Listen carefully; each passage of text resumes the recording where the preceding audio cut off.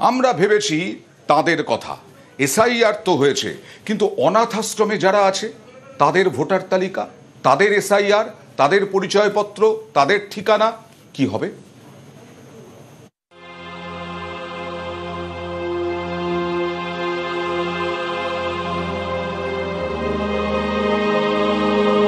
কেউ ছোটবেলায় মা বাবাকে হারিয়েছে, কাউকে কুড়িয়ে পাওয়া, কারো আবার মা বাবার সঙ্গে যোগাযোগই নেই।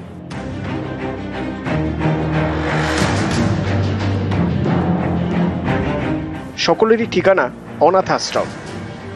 তাদের মধ্যে অনেকেই সদ্য 18 ভোটার তালিকায় নাম তুলবেন, কিন্তু কিভাবে? এ নিয়েই বাড়ছে চিন্তা, কারণ পশ্চিমবঙ্গে স্পেশাল ইন্টেন্সিভ রিভিশন চালু করেছে নির্বাচন কমিশন। এর আগে শেষবার এসআইআর হয়েছিল 2002 সালে। সেই তালিকায় নিজের নাম থাকলে অথবা মা বাবার মধ্যে কারো নাম থাকলেই হবে, তাহলে আর কোনো নথির প্রয়োজন নেই। অনাথ আশ্রমের আবাসিকদের বক্তব্য, তারা তো অনেকেই মা বাবার পরিচয়ই জানেন না, তাহলে তাদের নাম 2002 সালের ভোটার তালিকায় ছিল কিনা কিভাবে জানবেন? সেক্ষেত্রে কিভাবে ভোটার লিস্টে নাম উঠবে, কিভাবেই বা ভোট দেবেন?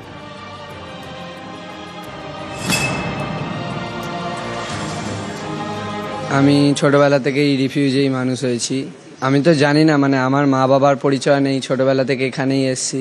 আমার ভোট দেওয়ার ইচ্ছা আছে, কিন্তু আমার যেহেতু পরিচয় নেই কিভাবে দিতে পারবো, বা আমার পরিচয় সেরকম নেই বলে তার জন্য ভোটের তালিকায় যে নামটা তুলতে হবে, এবং আমার যেহেতু 18 বছর হয়ে গেছে, নাম তো তুলতেই হবে সংবিধান অনুসারে, এটা তো নিয়ম।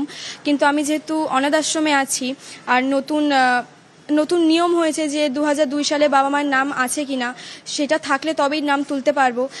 সেইটার বিষয়ে তো আমার সঠিকভাবে জানা নেই, তাই এটা তো অবশ্যই আমার জন্য একটু চিন্তার বিষয় যে নাম উঠবে কিনা আমার। কেউ থাকেন অনাথ আশ্রমে, কেউ থাকেন রেড লাইট এলাকায়, কারো আবার কেয়ার অফ ফুটপাথ, কেউ হয়তো ভবঘুরে, ঠিকানা বলতে নাইট শেল্টার। প্রত্যেকের মনেই প্রশ্ন, এসআইআরে কি হবে? তাদের নাম কি ভোটার লিস্টে উঠবে, নাকি ভোট দিতে পারবেন না? এরকম আরও অনেক বাচ্চা আছে তাদের পরিচয় নেই, তাদেরকে পুলিশ বা কোনো জায়গা থেকে এখানে অ্যাডমিশন করিয়ে দিয়ে গেছেন, নামটাও আমরা দিয়েছি এখান থেকে।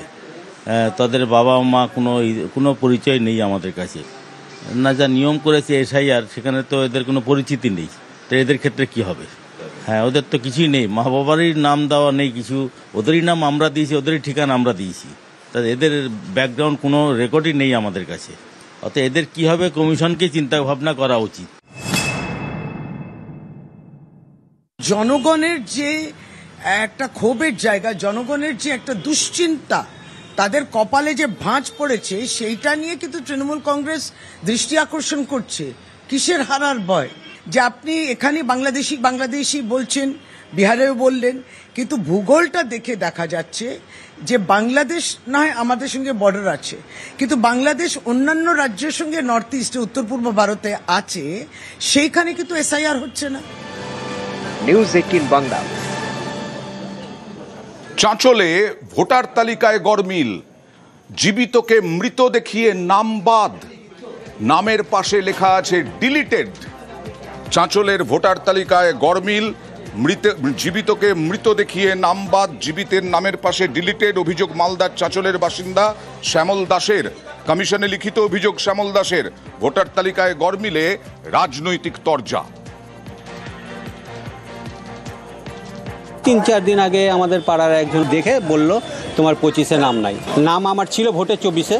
তখন ডিলিট দেখাচ্ছিল না, এখন ডিলিট দেখাচ্ছে। কেন হলো এমনটা? আমার বাবা মারা গেছিল, বাবার নাম না কাটতে ছেড়ে আমার নাম কেটে দিয়েছে। অভিযোগ করেছেন কোথাও? হ্যাঁ, অনলাইনে করেছি, ইলেকশন কমিশনের। কি চাইছেন এখন আপনি? আমার নামটা সংশোধন করা হোক, আমার নাম তোলা হোক ভোটে। ভোটার লিস্টে কারচুপি করা, ভোটার লিস্টে গড়মিল করা, এভাবেই তো তৃণমূল জিতছে। বেছে বেছে ভোটারদের নাম বাদ দেওয়া হচ্ছে, এটাই তৃণমূলের কাজ। ষড়যন্ত্র, কোথায় কাকে অবৈধ ভোটারকে ঢুকাবে, মৃত ভোটারকে ঢুকাবে, এবং যিনি জীবিত আছেন তার ভোটার লিস্ট থেকে নাম কেটে দাও। ভোটার যে ফেক কাজ চলছে, এটা আমরা বুঝতে পারছি। ইলেকশন কমিশনকে দিয়ে যেভাবে কেন্দ্রীয় সরকার যে প্ল্যানিং করছে তড়িঘড়ি করে শর্ট টাইমে ভোটের আগে মুহূর্তে, এটা ওদের যে উদ্দেশ্য পরিণত, ওদের যে বিভ্রান্তিমূলক কর্মকাণ্ড, তার প্রমাণ আমরা পেয়ে যাচ্ছি। আমরা দলীয়ভাবে কোর্টে যাব। বাগডোগরায় জাল নথিপত্রের ঘাঁটি, মিলিটারি ইন্টেলিজেন্স এবং পুলিশের হানা। বিস্তারিত জানবো। বাগডোগরা থেকে রয়েছেন আমাদের প্রতিনিধি বিশ্বজিৎ। বিশ্বজিৎ, এর আগেও তো আমরা দেখেছি শিলিগুড়ি থেকে এরকম জাল নথিপত্র বানানোর চক্র কাজ করছিল, আবার এখানে দেখো একেবারে সেই সূত্র ধরেই কিন্তু এবার বাগডোগরার পুটিমারিতে হানা দেয় মিলিটারি ইন্টেলিজেন্স এবং ডিটেকটিভ ডিপার্টমেন্ট। তুমি যে কথা বলছিলে তো খড়িবাড়িতে এই জাল জন্ম মৃত্যু চক্রের হদিশ উঠে আসে এবং তারপরেই দুজনকে গ্রেপ্তার করা হয় এবং সেই সূত্র ধরেই এবার পুটিমারিতে হানা, এবং যেখান থেকে কিন্তু প্রচুর পরিমাণে শুধু জন্ম মৃত্যু সার্টিফিকেট নয় সেখান থেকে কিন্তু একাধিক পাসপোর্ট, ভোটার কার্ড, আধার কার্ড এবং এমনকি প্রচুর নথিপত্র কিন্তু উদ্ধার করা হয়েছে। আর যাকে গ্রেপ্তার করা হয়েছে তিনি কিন্তু প্রায় 10 বছর আগে এই জাল নথিপত্রের দায়ে একবার গ্রেপ্তারও হয়েছিলেন। পুলিশ সূত্রে যেটা আমরা জানতে পারছি 2007 সাল থেকে তিনি তার জাল চক্রের হদিশ, তার জাল চক্রের কারবার কিন্তু ছড়িয়ে ফেলছিলেন এবং বিভিন্ন সরকারি দেখো বাগডোগরার পুটিমারিরই বাসিন্দা এই যুবক, এবং এই যুবক এর আগেও পুলিশের জালে গ্রেপ্তার হয়েছিলেন। লালন কুমার ওঝা বাড়িতে একবারে ডেরা বেঁধে তার এই জাল কাগজপত্র নথিপত্রের একবারে ডেরা কিন্তু তিনি চালাতেন। প্রচুর বিদেশি মানুষ তার এখানে আসা যাওয়া করতো বলে আমরা সূত্র মারফত খবর পাচ্ছি। বাংলাদেশ, ভুটান এবং নেপালের প্রচুর নাগরিক মাঝে মাঝে তার বাড়ির পাশাপাশি ঘোরাফেরা করতো এবং গোয়েন্দা দপ্তর বেশ কিছুদিন ধরে তাকে সন্দেহ বাবদ তার জায়গায় হানা মারে এবং তারপরেই কিন্তু এই ডেরার হদিশ পায় এবং আজ তাকে শিলিগুড়ি, আগামীকাল তাকে শিলিগুড়ি মহকুমাতে তুলে এই খড়িবাড়ি কাণ্ডের সঙ্গে তার কোনো সংযোগ রয়েছে কিনা সে বিষয়ে কিন্তু নিশ্চিত করতে ইতিমধ্যে তদন্ত শুরু করেছে তদন্তকারীরা। এই কোচবিহারেরই খাপাইডাঙ্গা, সেখানে 500 জনের নাম বাদ। 2024 সালেও যারা ভোট দিয়েছেন তাদের নাম নেই।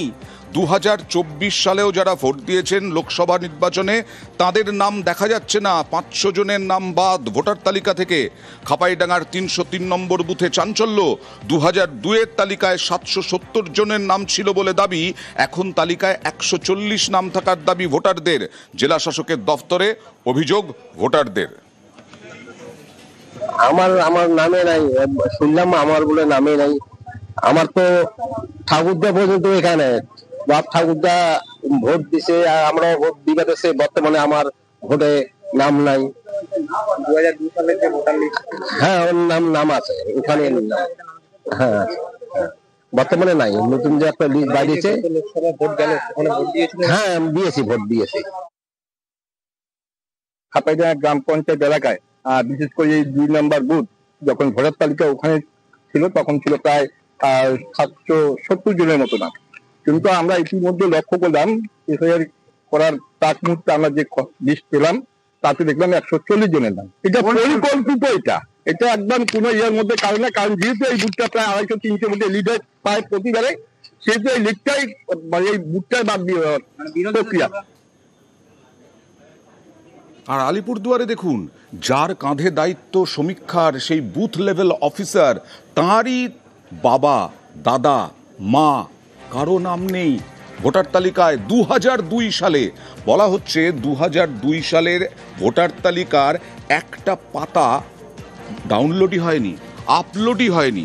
সে আপলোড না হওয়াতেই হাফিস তালিকার একাংশ, এক বুথের কয়েকশো ভোটারের নাম বাদ। আর বিএলওরও পরিবারের নাম বাদ। এসআইআর শুরু হওয়ার আতঙ্কে আলিপুরদুয়ারের মাঝের ডাবড়ির ভোটাররা। কালচিনি বিধানসভার 274 নম্বর বুথেও আতঙ্ক। অনলাইন করার সময় আমাদের লিস্টটা অনলাইন করার সময় ছেড়ে দিছে, হয়ে গেছে বলে, বাগান হয়ে গেছে বলে 2 পার্ট ছিল, আর এক পার্ট করছে, এক পার্টটা করে নাই। ওইখানে আমার ঘাটতে গিয়ে ওই রকম কেসটা পাচ্ছি আর কি। 2002-এ এই বুথের নাম্বার ছিল 226। গত 23 বছরে নাকি বারবার বুথ নাম্বার বদল হয়েছে। পোর্টালে নাম তোলার সময় 2002-এর তালিকা থেকে বাদ। আশঙ্কায় নাম বাদ যাওয়া ভোটার থেকে বিএলও।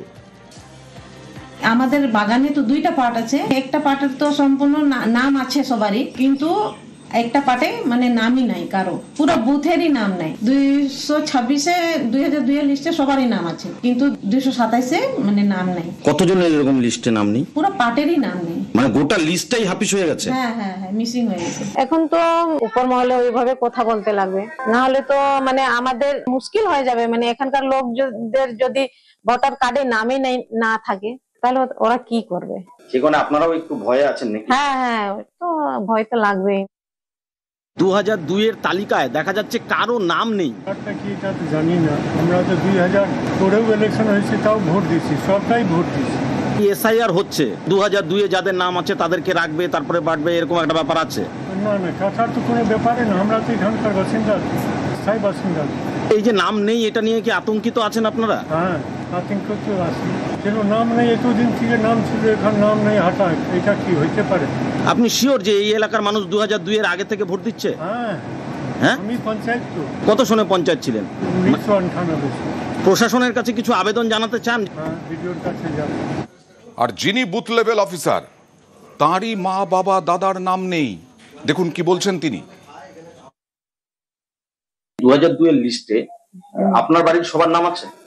না, নাম নেই, মা বাবার নাম নেই, তো দাদারও নাম নেই। কেন নাম নেই? কেন? এটা তো আমি কি করে বলতে পারবো, পুরা লিস্টই নাই, লিস্টেই তো নাই 2002-এর।